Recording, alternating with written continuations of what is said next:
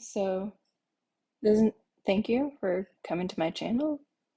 This is Debbie Delves into Church History. It's all started 2017, where I just wanted my own intent. If you watch my videos from summer of 2017, like May, I think, and I didn't keep all the videos up because I'd find out something, like I remember I made a video where I just knew nothing about the history of photography. I still have it on my computer, right? And took that down because I spent an hour researching history and photography. I'm like, oh my goodness, it's all wrong. I took it down.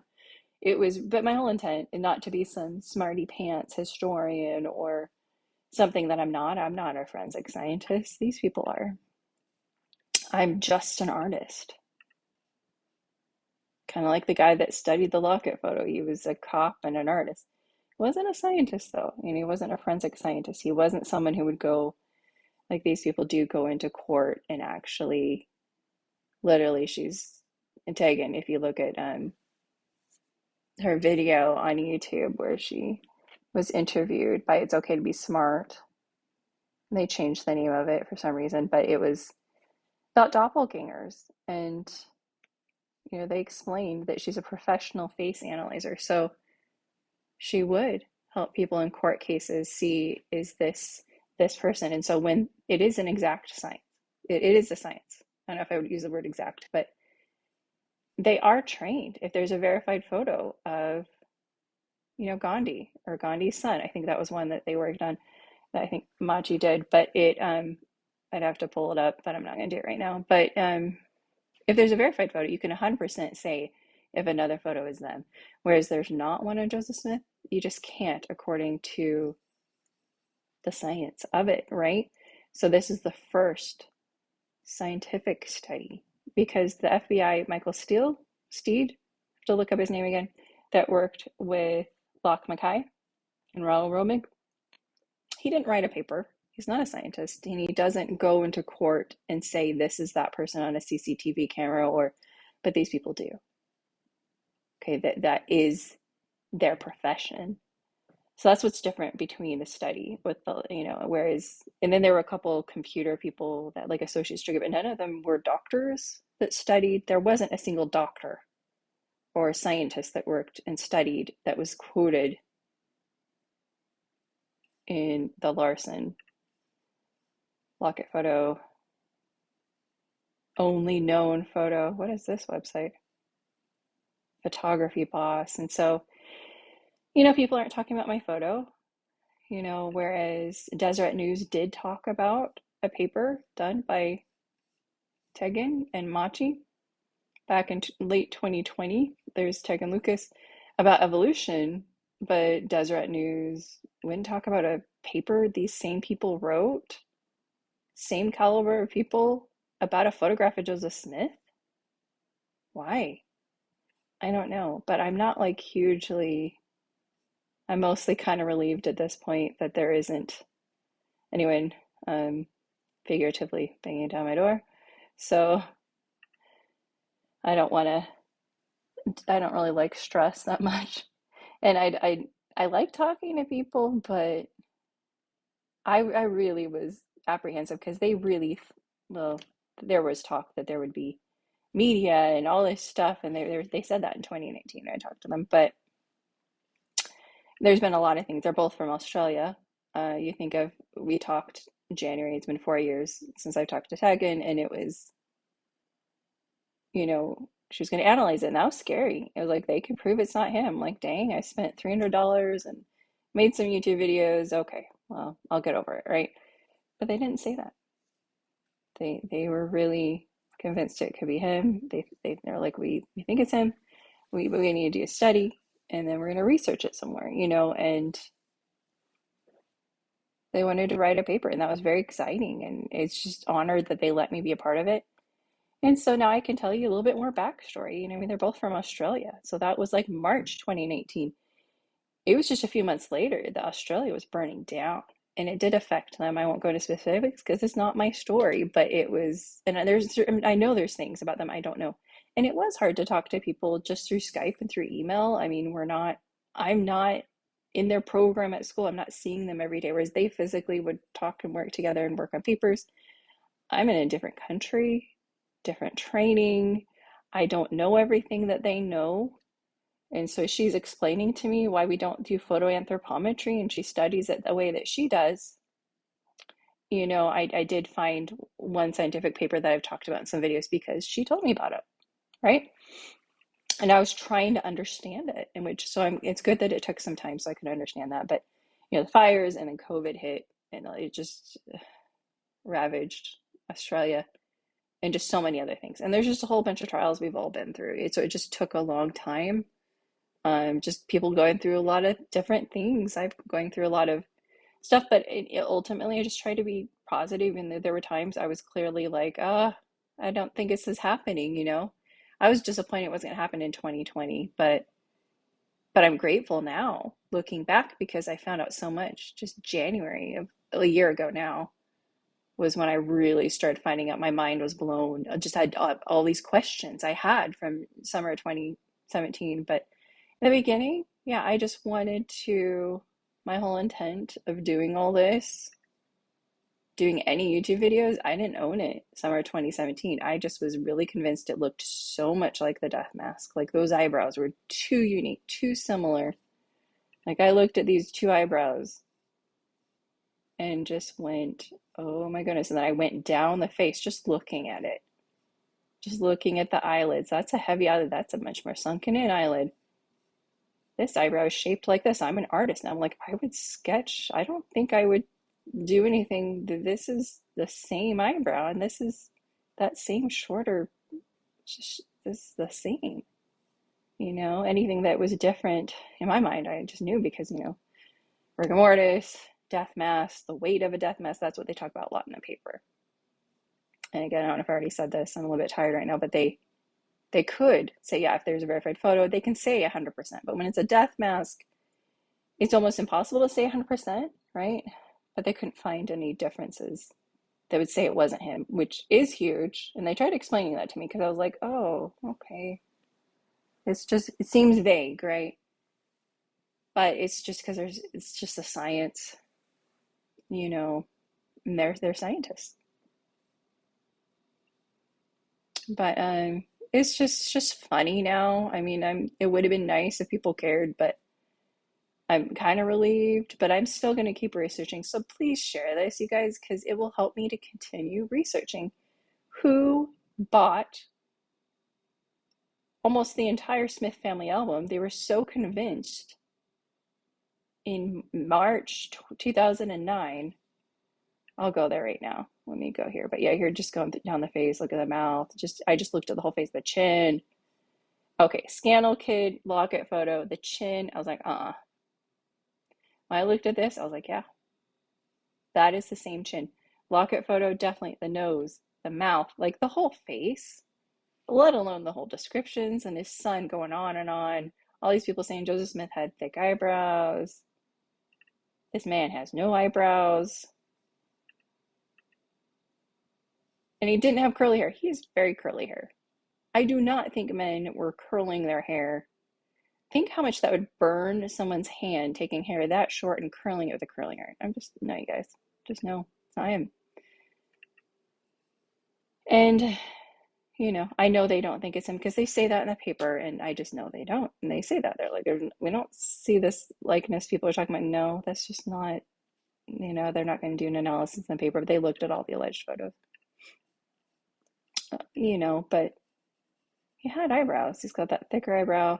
That's something I sort of wondered real quick. It's just like skin things. You just sort of look. If you've ever seen people that sort of have rosacea or skin sensitivity, like you can sort of see how it just, his face is a little bit lighter and it gets about there and just starts getting really dark right there. Like there's something going on with his skin. And I'll go ahead and pull up the life drawings. A lot of people are really interested in that, which to me, it proves it, right? To me, I believe it's him. You know, and you look at Maudsley's picture, he did lose his hair. You know, the church history librarian, someone was sending me emails from an unknown person that was just being interesting in their opinions about stuff. They were trying to be a forensic scientist. They were trying to talk about the ears, trying to, well, the hairline, no. The ears are sticking out, so it's not him. like as if that just, they're trying to find anything to disprove it. And I'm like, well, look at Monsley's. He did lose his hair. And I'm like, well, okay. Was his ears are sticking out through his hair, and that was what I contended. And they were like, I don't think so. I don't think it looks flat. His ears look flat. So that was the extent of talking to the church history library in October of 2017. I'll just show this real quick. So again, here's like sort of that, do you see how it seems to be dark in the exact same spot? Like it's sort of like that. And we do know there's the marionette lines right there. But it really seems to match up where you just would shade that, I think, the same way. So I think that's a good evidence right there.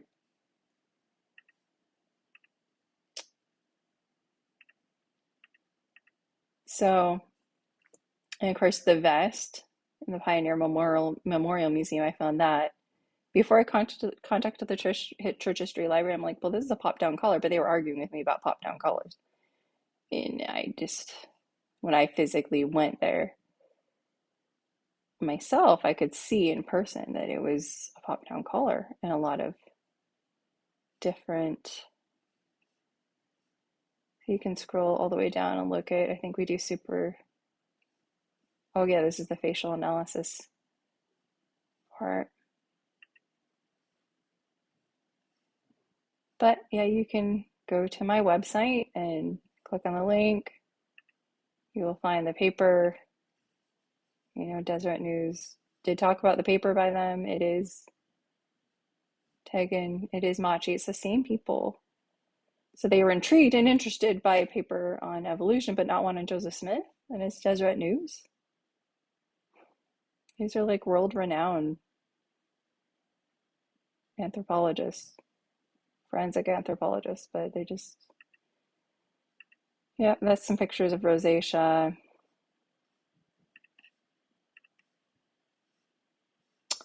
So, and it's just the descriptions of him having long eyelashes. You can see that in my picture. You don't see it in the locket photo. And bushy eyebrows that ran straight across. Like my picture, definitely it is straight across. And you see that if you look at actors that also have those, they tend to be the most beautiful people, kind of like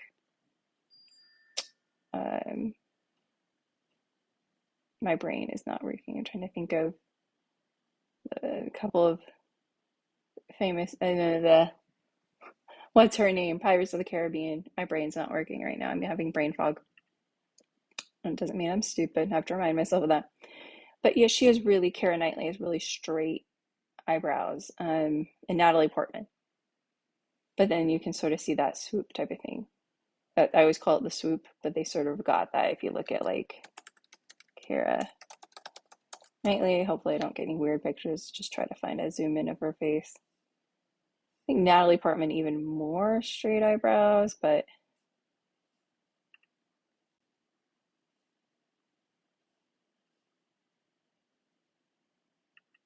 you can kind of see it there more with, but I'm an artist that loves Portman.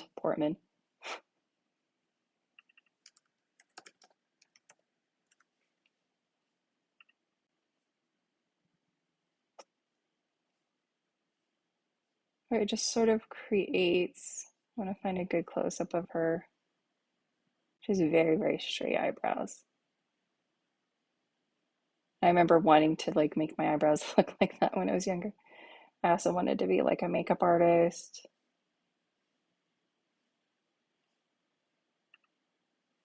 Of course, she's smiling there, but you just sort of, just really straight eyebrows, but you just, I would almost call that like this, that's what I call like the swoop. But the more I just think of these different unique features, and of course Tegan and Machi, they analyze those things in people's faces. And of course these older pictures, she's also getting work done, so maybe she's not the best when most of these are probably older pictures, but there we go.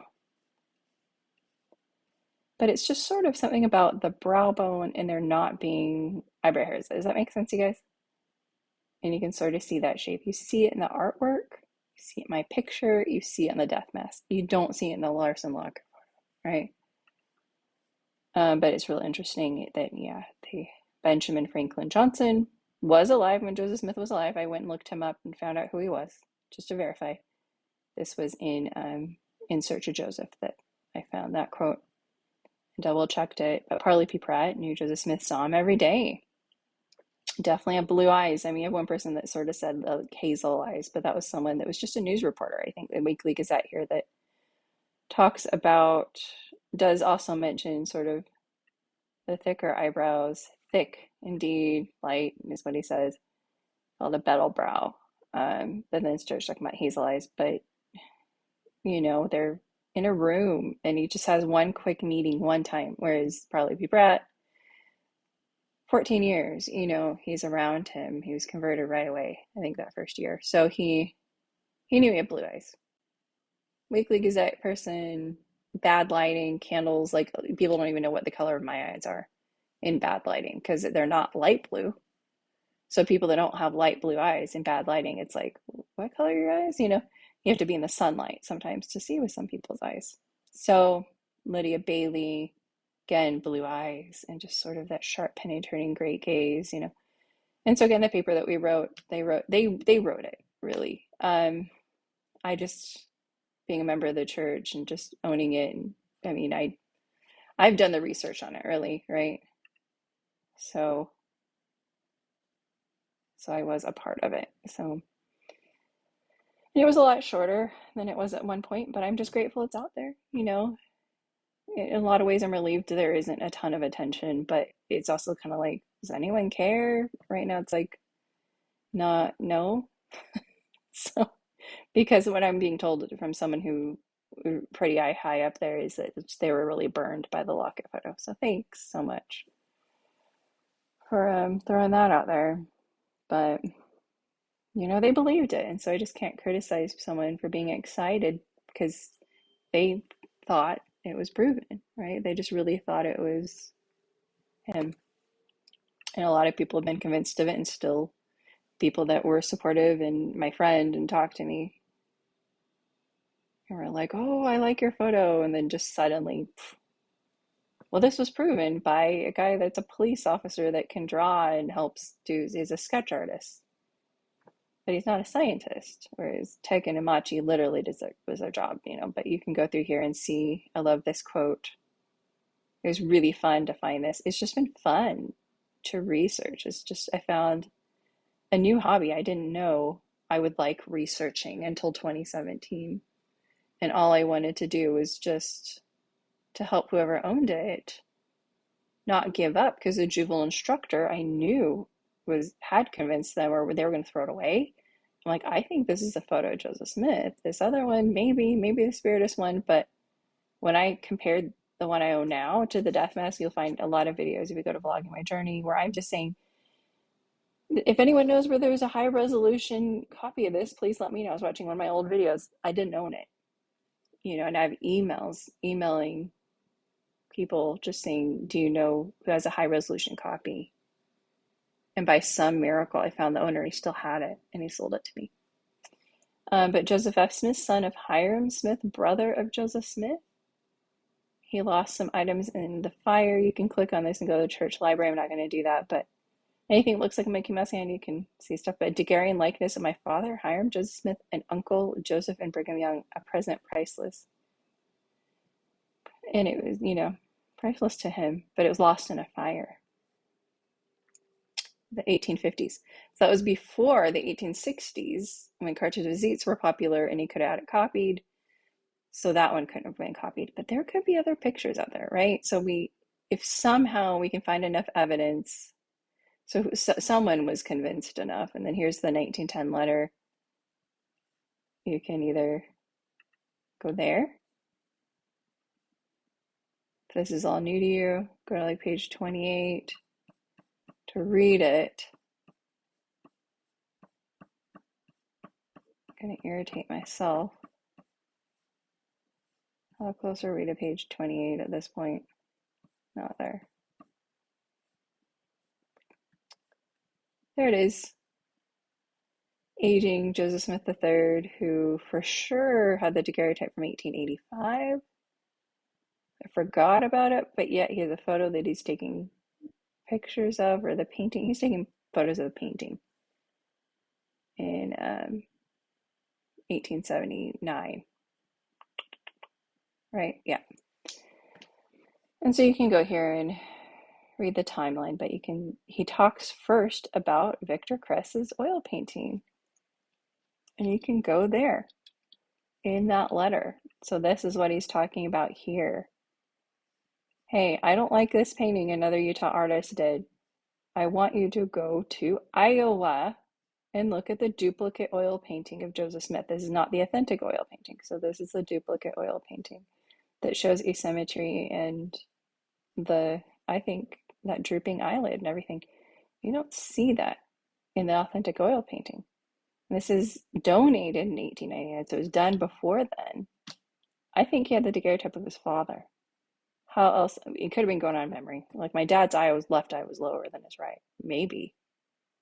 But I think he had a picture. But I think he was mainly copying an old painting, but also had a daguerreotype to make it look more like his father. Right? There's an authentic oil painting. Okay, so you can see the authentic oil painting. Did I keep it up right here?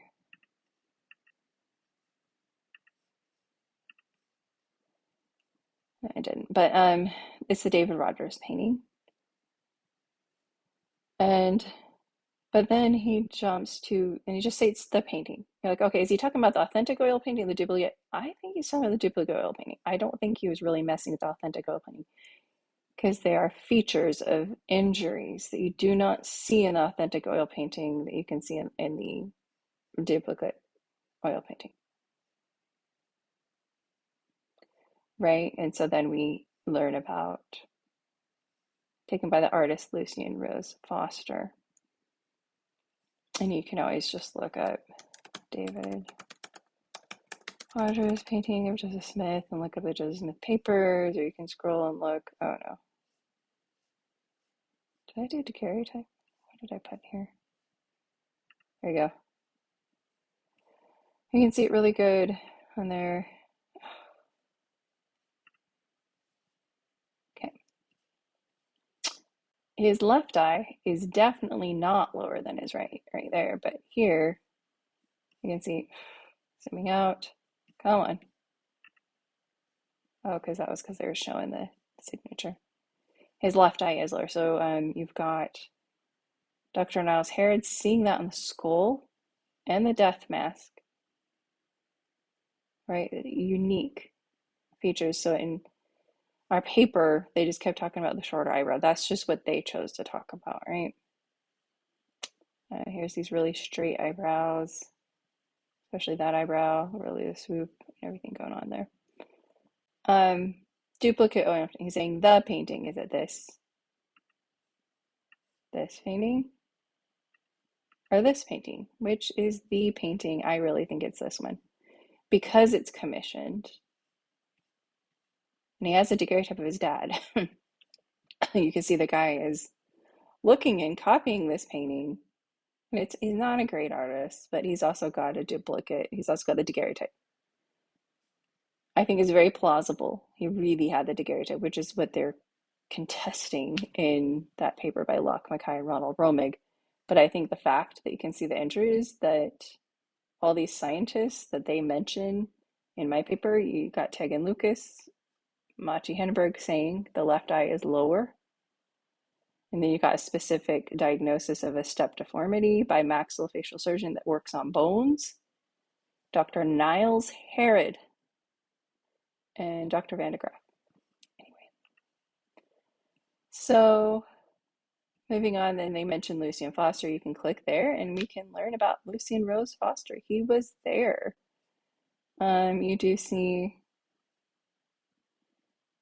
that he was on the correspondence committee for Joseph Smith's presidential campaign. He actually lived in the same house as Joseph Smith, and he was a photographer, daguerreotypist. And then I think it was Curtis Weaver that was trying to tell me that he couldn't have been there, couldn't have done it, he was gone. And then I found out by reading, thankfully, Locke Mackay researched that, and then you can see, where is that? It's right here. the 14th. This is June. It'll say at the top too. June 14th. He was in Ohio, but you still got the entire month of May. And he's living with Joseph Smith. He had time to take his daguerreotype. Anyway, so this is just evidence that he was in Ohio because Wilford Woodruff saw him there. And so I'm like, where is this journal? It's just, sometimes it can take me an hour sometimes to find one thing. Like, this has been a lot of hard work. Blood, sweat, and tears. Something I worked really, really hard on. So Curtis Weaver was saying that he really thought, of course I shouldn't be quoting, but it was in an email, so I could prove it, so I'm not lying. But he couldn't tell me how he knew, and I even found him on the Juvenile Instructor saying the same thing. But I just don't agree with it, right? We can disagree with people, and that's okay. So it took some time. It was in Cleveland, Ohio, 587 miles. I found the exact miles. It still had at least an entire month of May, April, and some of June. Who knows how long it took him to go from Illinois to Ohio. Probably not that long. Probably not 2 months. And then here's the back of my photo. So I didn't know about this. You look at my oldest videos, you see I have no idea who took it. I don't even know it's paper. I don't even know it's not a daguerreotype. I knew nothing. And so I'm going into this history. So this is Joseph Slocum Bibbins. So that was just me in Ancestry trying to find out. And all I could find, I found there wasn't another person that could be J.S. Bibbins. It was Joseph Slocum Bibbins. You can look it up yourself. You can click here and go to Find a Grave, where they take photos of the grave. You can look at that. He married Mrs. Lot, and they had a daughter. I've done a lot of videos researching. I think he had a couple of young kids die. I think he went through a lot. But was the son of Reverend Elisha Bibbins. He knew Emma Smith.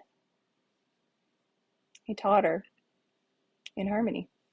His father did. True story. I've made many videos about that.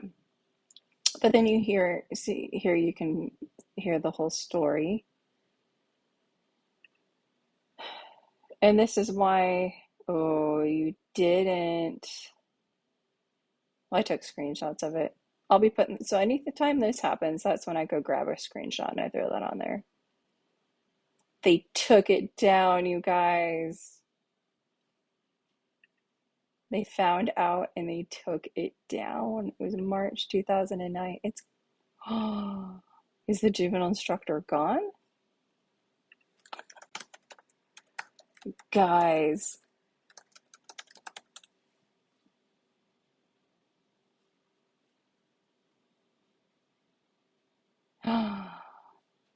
Conspiracy. It's just gone. Well, I took a ton of screenshots, so moving on. And I quoted it. But this is Jared T. Wow. See, that's just when I make a video and start clicking on things, I'm like, websites just disappear, right? But you can also go to the time machine. So go to the time machine and you can find this exact post. I found it, saw the different style and pictures. It's fun that you can do the time machine in there. But it comes from a family album. Smith ID'd photos in it. Not a member of the church. Okay, this is not someone who knows church history. And yeah, maybe he spells some words wrong and doesn't have the best grammar. And they said, by your grammar, we shall know you. Artist Parshall really called him a dunderhead. But maybe in her defense, maybe she just thought the whole lawsuit threat was real and just thought verbally attacking it would help. But it probably would have they almost convinced this guy to throw it away, but he for sure. So it's not their fault that someone, but someone spent a lot of money before this. And so someone else was convinced and bought almost all the pictures. I don't think I quoted it in here, but I do have a screenshot of it. And so someone had spent $500.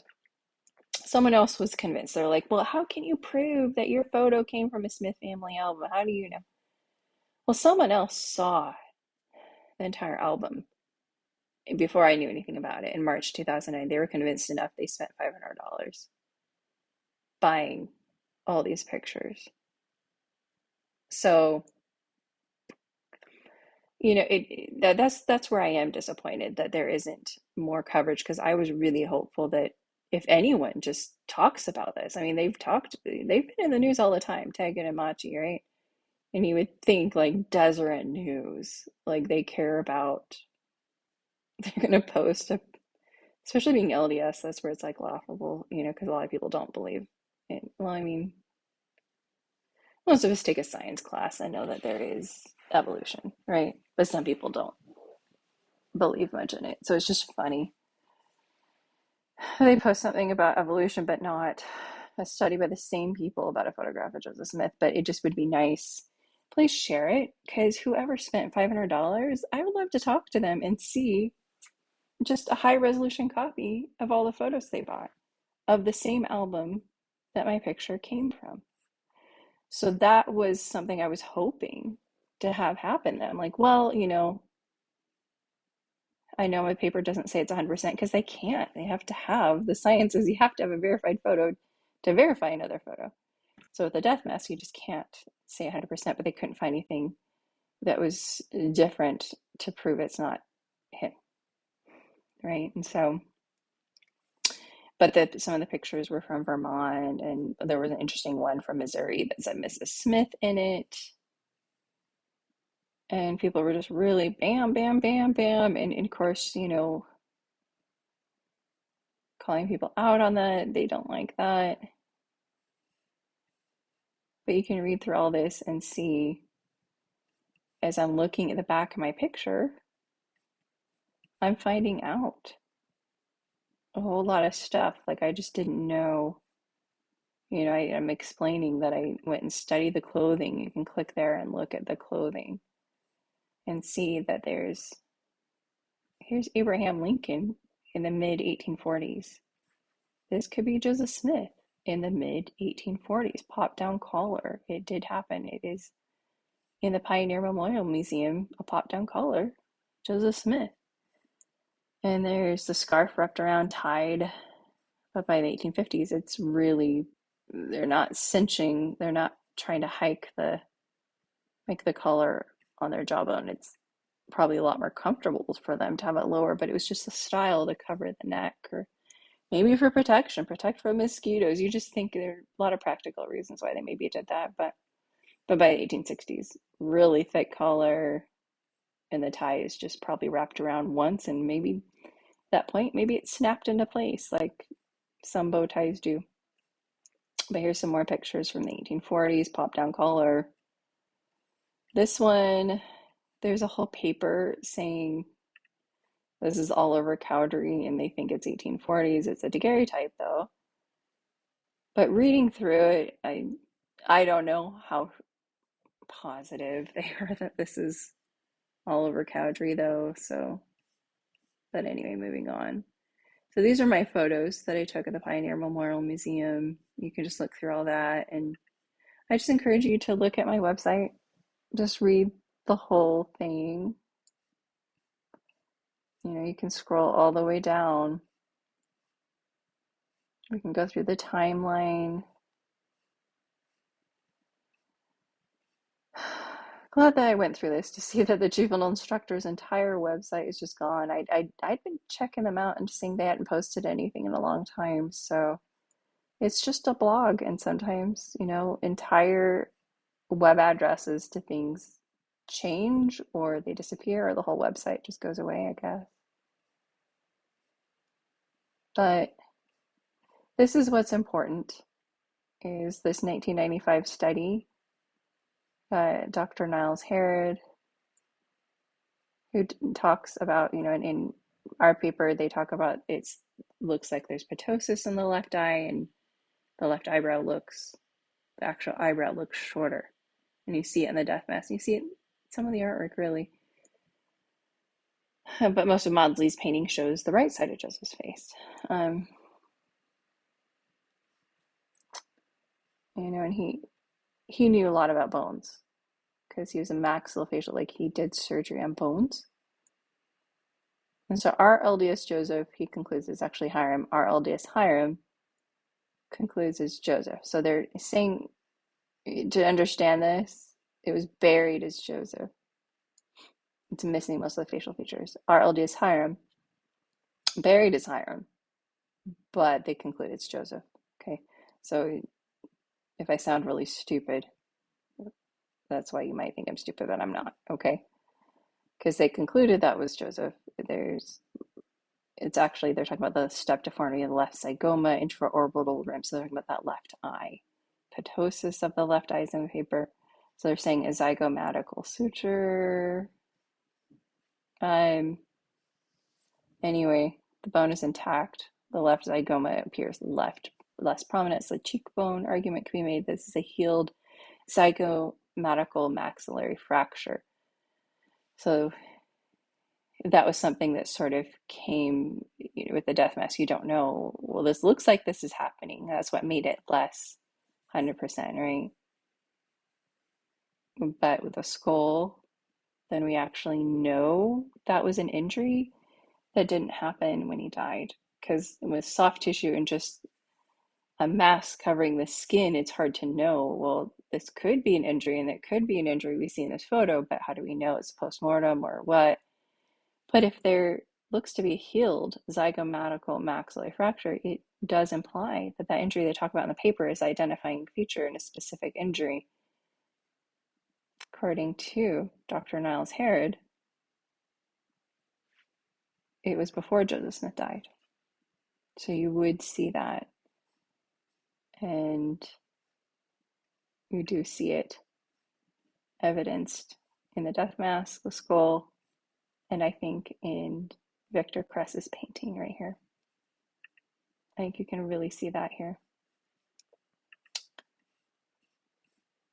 Especially when I point it out like this. It's almost like the same angle. You're just like, how sharp of an angle coming down, and just all these unique things that I can see really well in this duplicate oil painting, which Judgement the Third is excited about the duplicate oil. I think you can see those injuries. So we've got Dr. Niles Herrod's analysis is key, and I think Victor Cress's painting is key in showing this injury was not post-mortem.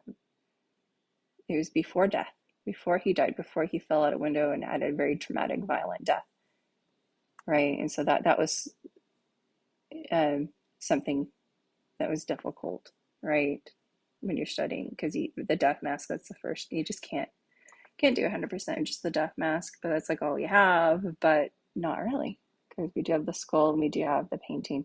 It's just not in the paper because we wrote the paper anyway. It just didn't change. But I didn't know about the skulls when we wrote the paper or about Victor Cress's painting. And I didn't know that much about the paintings until after the paper was written, and just sort of just stayed the same for, anyway. So that's that.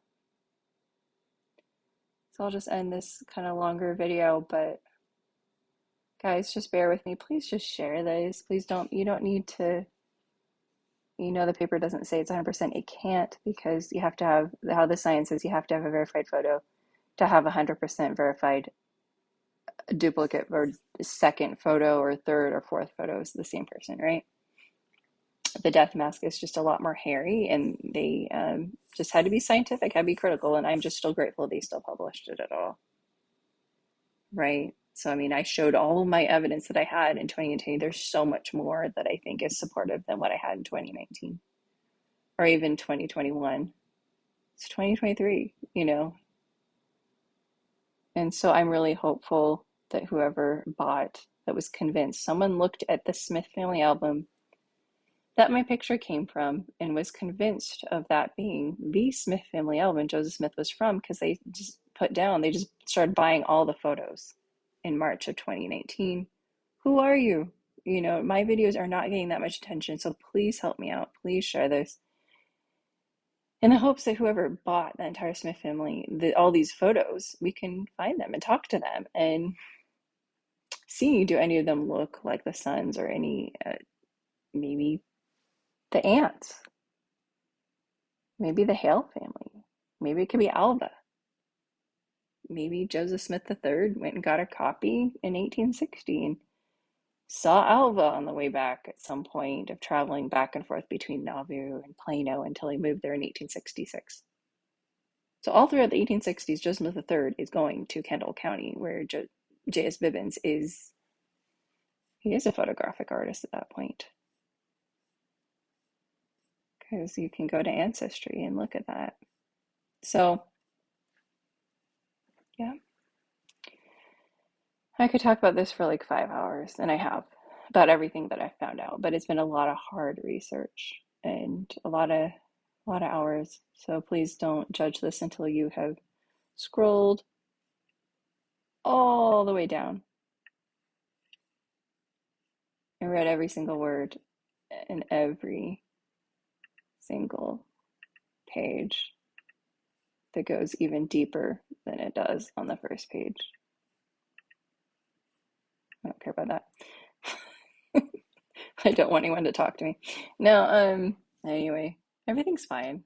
It's okay, Deseret News, that you care more about, evolution than something about Joseph Smith's photograph, but it's all right.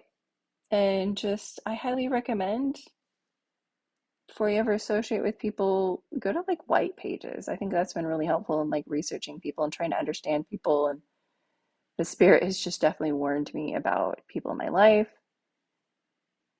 I don't remember what all I talked about in this video. I'm a brain fag, I'm tired. But I mean, I had one experience, I won't give timelines or be specific, but there was a person, it was a male, that I had a bad feeling about, right? And the spirit can tell you when things are not good or right.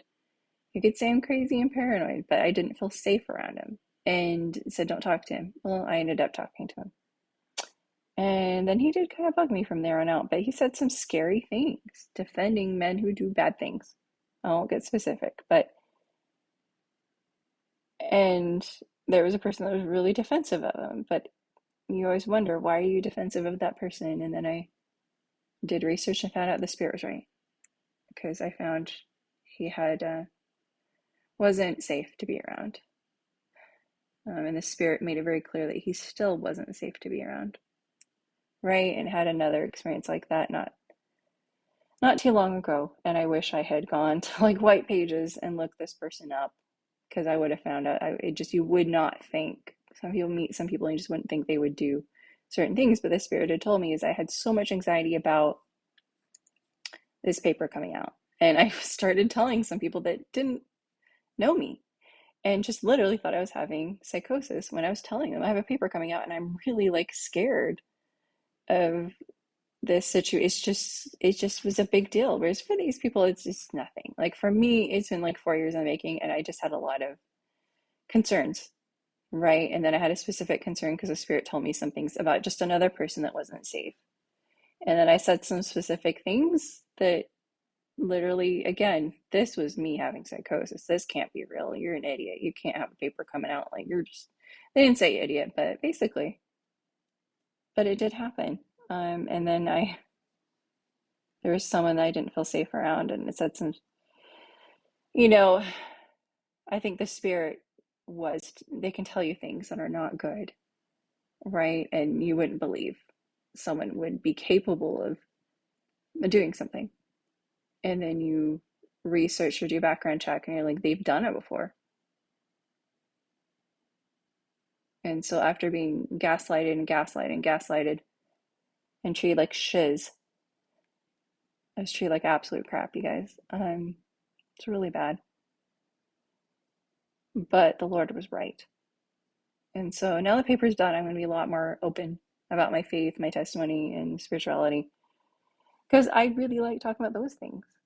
And that's one of those things. But I'm just going through, I just wish I listened to spirit. I wish I had not talked to that guy. I wish I had just ran, dislocated all my joints, caused myself severe pain, and just gotten away from someone, because I wasn't safe around them.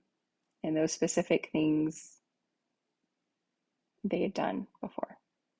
Right? They're not good people in this world. They're people who do bad things. And maybe they're not 100% bad, but It's not good to be around people that do bad things, and the Lord can try to protect you, and you go through trials and you're just like, oh my goodness. Like, I just didn't even go to my own ward because I was scared of a guy. And I had a bishop that wanted to help. We didn't really like fight, but the bishop really wanted me to like come and watch me and see how the guy. I'm like, I don't want to prove that. I don't want to be around the guy. That's how I deal with things. I just get away from people. I've never physically fought with people. I do not verbally like fighting with people. I do not like arguing. But sometimes I find out things and I want to make a YouTube video and just teach people and protect people from joining a cult and running and doing something stupid that could hurt them physically. That was out of compassion, but it wasn't seen that way. But the Lord knows what's real. He knows what's true. The truth will prevail. The truth will always come to light. And it is, and it always will come to light. It will be spoken on the housetops. Have a good day.